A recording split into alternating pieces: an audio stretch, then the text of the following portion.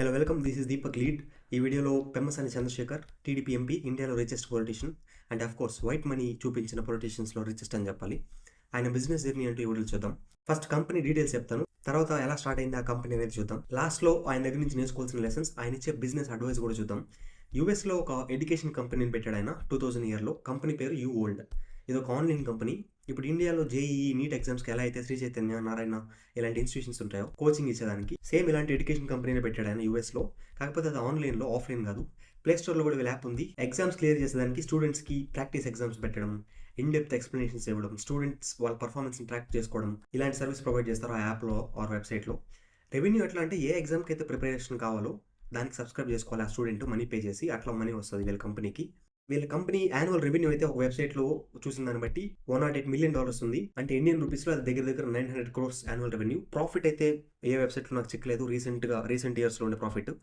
But 900 crores per year annual revenue అంటే ఒక 10% margin ఉంటుంది అనుకుంటే 90 crores ప్రాఫిట్ ఉంటుంది. ఇంకా ఎక్కువ ఉంటుంది అనుకుంటే 150 or 130 అట్లా ఉండొచ్చు. సో ఎనీవేర్ బిట్వీన్ 90 నుంచి 150 crores ప్రాఫిట్ ఉండొచ్చు యాన్యువల్లీ. యూఎస్ మార్కెట్లో అయితే ఇది ఒక మీడియం సైజ్ కంపెనీ అని చెప్పాలి. చిన్న కంపెనీ కాదు, అలానే పెద్ద కంపెనీ కూడా కాదు, మీడియం ఇన్ సైజ్.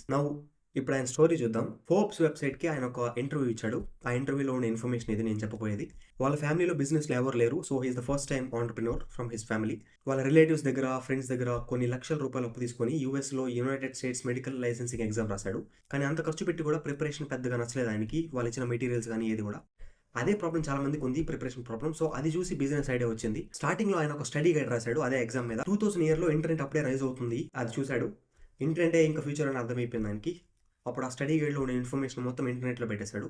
ఆయన వైఫ్ ఇద్దరు కలిసి మొత్తం ఆ స్టడీ గైడ్ బుక్ మొత్తాన్ని టైప్ చేశారు. ఇక్కడ ఆయన చాలా స్మార్ట్ అని చెప్పాలి. ఎందుకంటే ఇంటర్నెట్ స్టార్ట్ అవుతున్న వెంటనే దాన్ని అర్థం చేసుకోగలిగాడు. ఇంటర్నెట్లో ఫ్యూచర్ ఉంది అని అర్థం చేసుకోగలిగాడు. స్టార్టింగ్ నుంచే డిమాండ్ బాగా వచ్చింది ఆయన రాసిన దానికి. స్టార్ట్ చేసిన 2 days నుంచే దానికి మనీ పే చేసి స్టూడెంట్స్ కొనడం స్టార్ట్ చేశారు. తర్వాత ఒక వెబ్సైట్ బిల్డ్ చేయించాడు. అది ఇంకా చిన్నగా పెద్ద బిజినెస్ లాగా గ్రో అవడం స్టార్ట్ అయింది. పెమ్మసాని చంద్రశేఖర్ చాలా బయోగ్రఫీస్ చదివాడని చెప్పాడు. ఇంటర్వ్యూస్ కూడా చాలా చూశాడు బిజినెస్ పీపుల్వి, especially successful business men. Leadership skills అయితే బుక్స్ చదివి అండ్ కొంతమందిని అబ్జర్వ్ చేసి నేర్చుకున్నాడు అని చెప్పాడు. స్టార్టింగ్లో యూ వరల్డ్ అనేది ఓన్లీ మెడికల్ ఎగ్జామ్ ప్రిపరేషన్ మాత్రమే ఉండేది. తర్వాత వేరియస్ వర్టికల్స్ అంటే వేరే ఎగ్జామ్స్ కూడా దాన్ని ఎక్స్పాండ్ చేసుకుంటూ వెళ్ళాడు.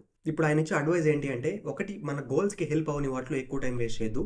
లైఫ్ చాలా చిన్నది, ఒక లెగసీ బిల్డ్ చేయాలి అని చెప్తాడు. ఆస్పైరింగ్ ఆంటర్ప్రినర్స్కి ఆయన ఇచ్చే అడ్వైజ్ ఏంటంటే, నెంబర్ 1, మన ప్యాషన్ని ఫాలో అవ్వాలి. దేని మీద అయితే ప్యాషన్ ఉంటుందో దాని మీద వర్క్ చేయాలి. నెంబర్ 2, ఇంటలెక్చువల్గా హానెస్ట్ పీపుల్ ఎవరైతే ఉంటారో వాళ్ళు ఇచ్చే అడ్వైజ్ని కానీ వాళ్ళు చెప్పేదాన్ని వినాలి. ఎందుకంటే వాళ్ళు మనలో ఉండే వీక్నెసెస్ని చెప్తారు, దాన్ని బట్టి మనం ఇంప్రూవ్ అవ్వచ్చు. Lead by example. మీ కంపెనీలో అందరికంటే మీరే ఎక్కువ హార్డ్ వర్క్ చేయాలి అండ్ మీరు ఎలా ఉంటే మీ ఎంప్లాయీస్ కూడా అలానే ఉంటారు అని చెప్తాడు. సో మీరు కూడా బుక్స్ చదవండి బాగా and successful business men interviews కూడా చూడండి. మీ ప్యాషన్ మాత్రమే ఫాలో అవ్వండి, ఇష్టం లేని దాన్ని చదవద్దు. అండ్ బిజినెస్ అనేది మనీ కోసం అనే దానికంటే ఏదైనా ఒక ప్రాబ్లమ్ ఫిక్స్ చేసే దానికి పెడితే ఖచ్చితంగా సక్సెస్ఫుల్ అవుతారు. You know that you control me. Guilty self-affliction. Prey on me when I'm lonely.